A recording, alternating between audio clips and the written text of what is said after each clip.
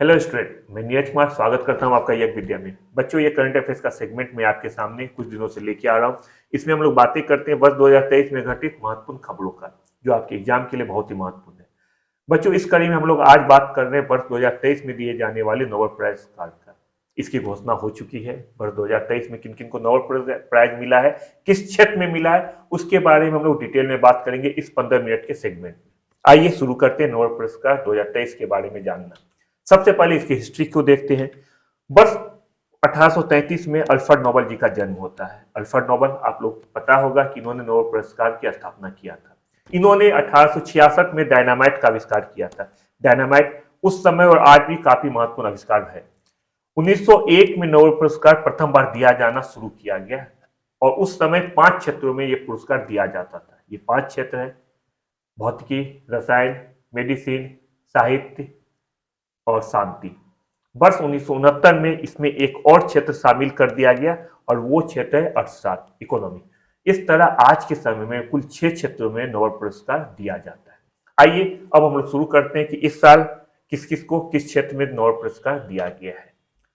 अर्थशास्त्र का नोबेल पुरस्कार अमेरिका के कोल्डिया गोल्डिन को दिया गया है। इसकी घोषणा 9 अक्टूबर 2023 को किया गया है। बच्चों, ये महत्वपूर्ण आपके लिए नहीं है। 9 अक्टूबर 2023 बिल्कुल महत्वपूर्ण नहीं है, बस मैं आपका ध्यान रहे इसलिए मैंने बता दिया।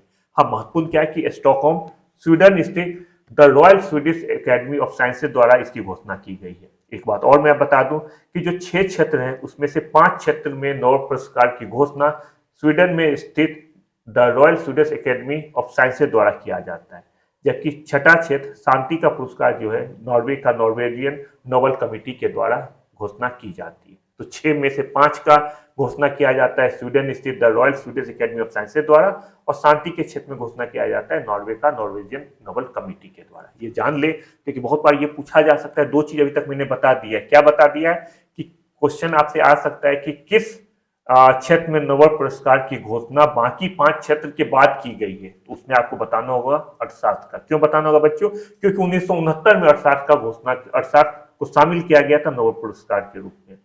एक क्वेश्चन और पूछ सकता है कि किस क्षेत्र में नोबेल पुरस्कार नॉर्वे स्थित संस्था देती है। ऑप्शन में वही 4 रहेगा: भौतिकी रहेगा, शांति रहेगा, अर्थशास्त्र रहेगा या रसायन रह सकता है। उस समय आपको शांति में टिक लगाना होगा। ये 2 क्वेश्चन बिल्कुल याद कर लो, क्योंकि कभी भी क्वेश्चन पूछा जा सकता है।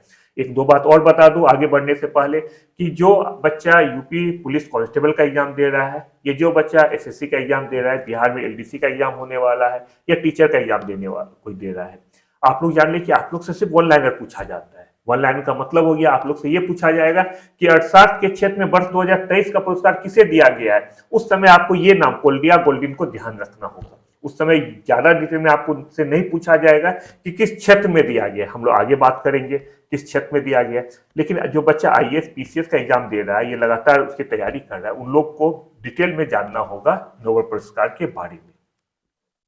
अमेरिका के कोल्डिया गोल्डिन को नोबेल पुरस्कार दिया गया अर्थशास्त्र के क्षेत्र में। 1-2 बातें कोल्डिया गोल्डिन के बारे में कि अर्थशास्त्र नोबेल पुरस्कार जीतने वाली ये तीसरी महिला है। इससे पहले सिर्फ 2 महिला को अर्थशास्त्र के क्षेत्र में नोबेल पुरस्कार मिला है। कौन सी 2 महिलाएं? फिगर जो है आपके स्क्रीन पे दिख रहा होगा। फिगर इसलिए दिया गया है क्योंकि आप लोग विजुलाइज कर पाए, इससे याद रखना आप लोग के लिए बहुत ही सहज हो जाएगा। तो एक महिला है एलिनोर ऑस्ट्रम और दूसरी है एस्टर डुप्ले। इन दोनों को अर्थशास्त्र के क्षेत्र में नोबेल पुरस्कार मिल चुका है कोल्डिया गोल्डिन से पहले। अब हम बात करते हैं कोल्डिया गोल्डिन को किस लिए नोबेल पुरस्कार दिया गया है। इनको दिया गया श्रम बाजार, जिसको लेबर मार्केट कहा जाता है, के परिणामों के बारे में हमारी समझ को उन्नत करने के लिए प्राइज दिया गया है कोल्डिया गोल्डिन को। बच्चे, हो सकता है कि श्रम बाजार या लेबर मार्केट को आप लोग अच्छे से समझ ना पा रहे हैं। क्या होता है अगर मैं बता दूंगा तो आपके लिए याद रखना बहुत आसान हो जाता है। तो चलिए इसके बारे में चर्चा करते हैं। तो पिछला शताब्दी जो बीता है, उस समय बाजार में चाहे जॉब हो, हर जगह पुरुषों की भागीदारी काफी ज्यादा देखी जाती थी महिलाओं के कंपैरिजन में।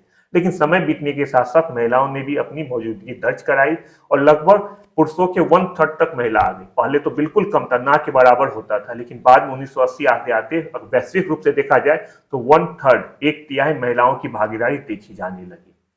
इसके बाद कोल्डिया गोल्डिन ने इस बात का पता लगाने के लिए कि इसके बावजूद अब महिलाओं की भागीदारी बढ़ रही है, लेकिन फिर भी अभी लिंग में इतना ज्यादा अंतर क्यों है, भागीदारी में इतना अंतर क्यों है? क्योंकि 1/3 का मतलब है कि 2/3 अभी भी पुरुष है, 1/3 महिला है। तो ये देखा गया कि आखिर अभी भी इतना अंतर क्यों है, इसका पता लगाने के लिए उन्होंने शोध कार्य करना शुरू कर दिया।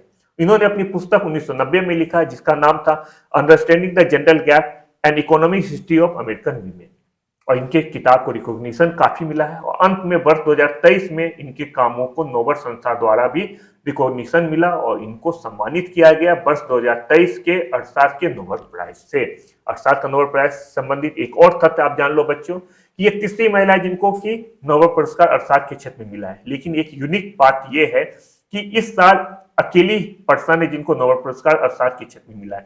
इससे पहले जो 2 महिला को जिनका नाम है एलिनोर ऑस्टम और एस्ले डॉपले, इनको नोबेल पुरस्कार जब अर्थशास्त्र के क्षेत्र में मिला था तो इनके साथ किसी न किसी पुरुष को भी मिला था। लेकिन अकेली महिला एक साल, ये अपने आप में बहुत ही महत्वपूर्ण तथ्य है, आप लोगों के लिए एग्जाम में पूछा जा सकता है, तो इसे भी ध्यान रखिए।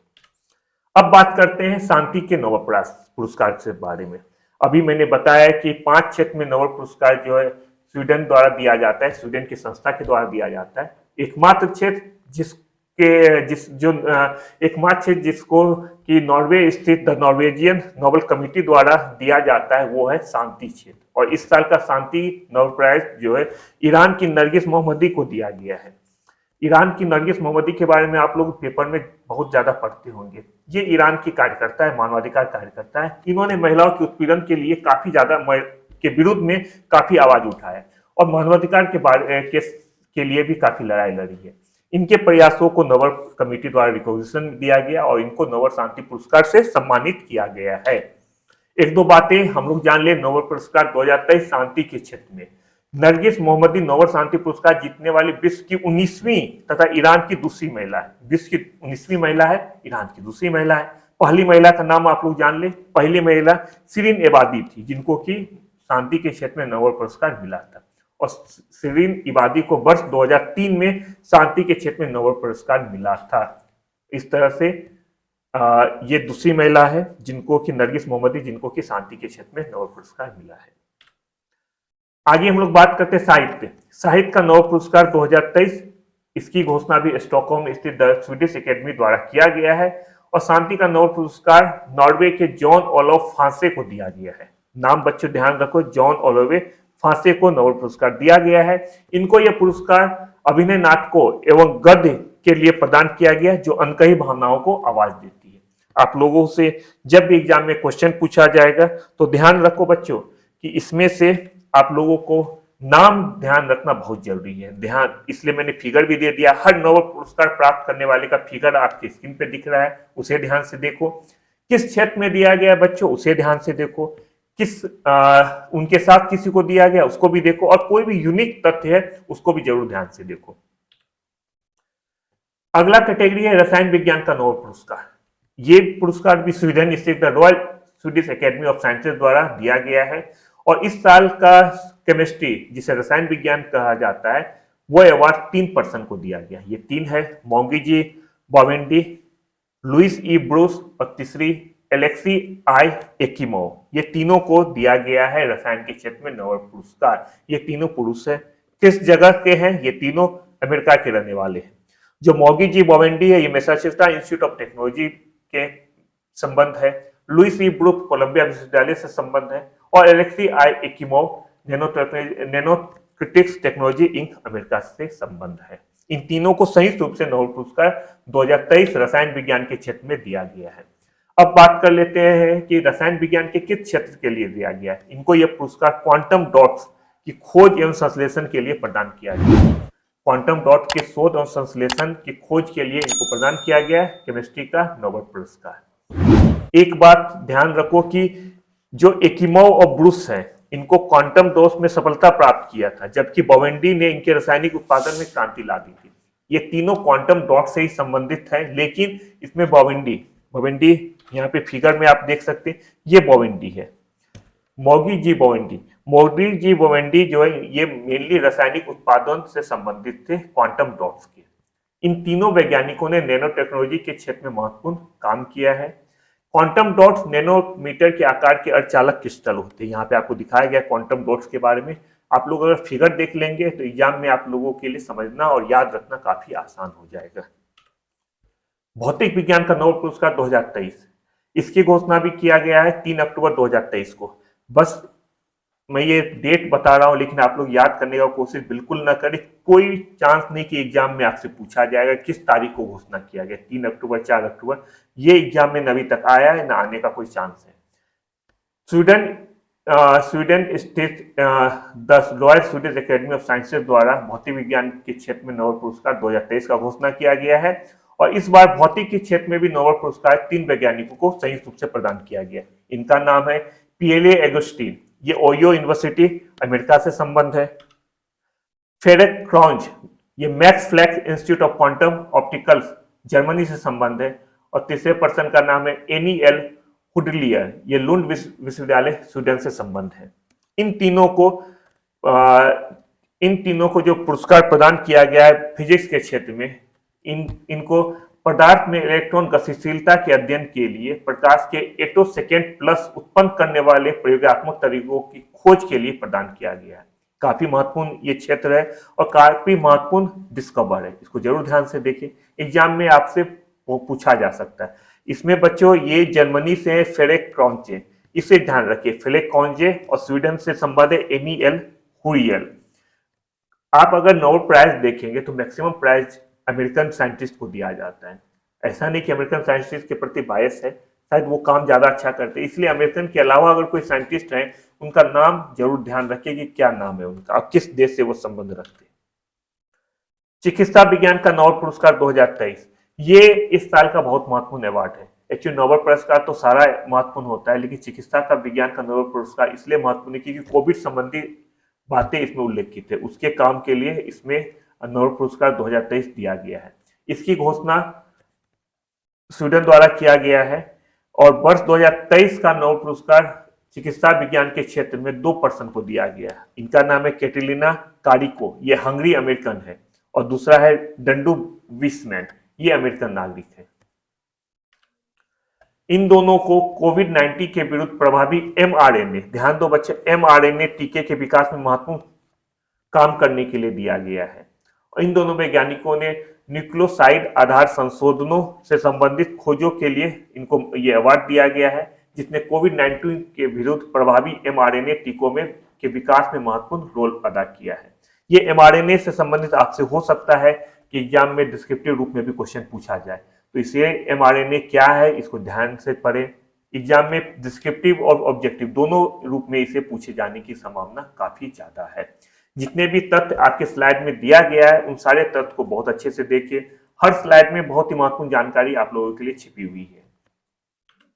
अंत में हम लोग बात करते हैं, एक स्लाइड में बताने का कोशिश किया गया है कि अभी तक कितने पर्सन को नोबेल पुरस्कार दिया गया है। यहाँ पे सबका नाम उल्लेखित है, सबको ध्यान से देखिए। जैसे इकोनॉमिक्स का अवार्ड जो है 54 पर्सन को दिया गया, 54 एडिशन के लिए 92 पर्सन को दिया गया। सारा अवार्ड हर क्षेत्र में कितने पर्सन को दिया गया है वो उल्लेखित है। आप देखेंगे कि 100 फिजिक्स के क्षेत्र में 116 अवार्ड दिया गया है, 222 पर्सन को दिया गया, क्योंकि किसी साल एक से ज्यादा पर्सन को भी अवार्ड दिया गया है। 6 क्षेत्र में सारा अवार्ड दिया गया। एग्जाम में आने का संभावना कम है, लेकिन अपनी जानकारी के लिए इसे जरूर ध्यान रखें।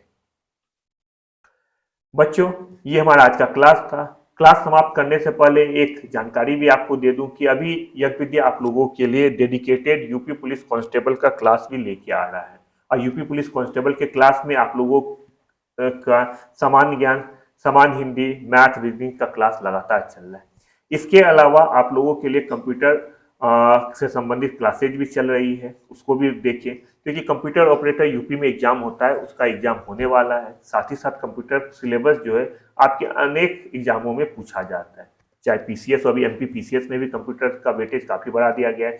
एसएससी के एग्जाम में भी कंप्यूटर के क्वेश्चन काफी ज्यादा होता है, तो उस वीडियो को जरूर देखें, उसका लाभ उठाएं। जो बच्चे आज पहली बार यज्ञ विद्या से जुड़ रहे हैं उससे निवेदन है कि यज्ञ विद्या को हमारे यूट्यूब चैनल पर जाके सब्सक्राइब करें और नोटिफिकेशन आइकन को क्लिक करें, जिससे सबसे पहले हमारा वीडियो आप देख पाए। हम लोग यज्ञ विद्या स्पेसिफिक वेबसाइट भी है www.yagvidya.com, वहां पे तथा टेलीग्राम पे दोनों जगह फ्री मटेरियल आप लोगों का इंतजार कर रहा है। दोनों जगह जाएं और मटेरियल डाउनलोड करके उसको पढ़ें। हम लोग सारे सोशल मीडिया पे अवेलेबल है। आपके क्या विचार है यज्ञ विद्या के बारे में, आप क्या सोचते हैं, किस तरह से यज्ञ विद्या को इम्प्रूव किया जाए और आप लोगों के लिए क्या क्या जरूरत है वो हमें बताएं, जिससे कि आपकी जरूरत को ध्यान में रख के आप लोगों के लिए स्पेसिफिक रूप से डिजाइन किया गया कोर्स लॉन्च किया जा सके। लगातार हमारा वीडियो देखते रहिए और अपना बहुत अच्छे से ख्याल रखिए। बहुत जल्द नई वीडियो लेके आपके सामने आते हैं। Bye bye.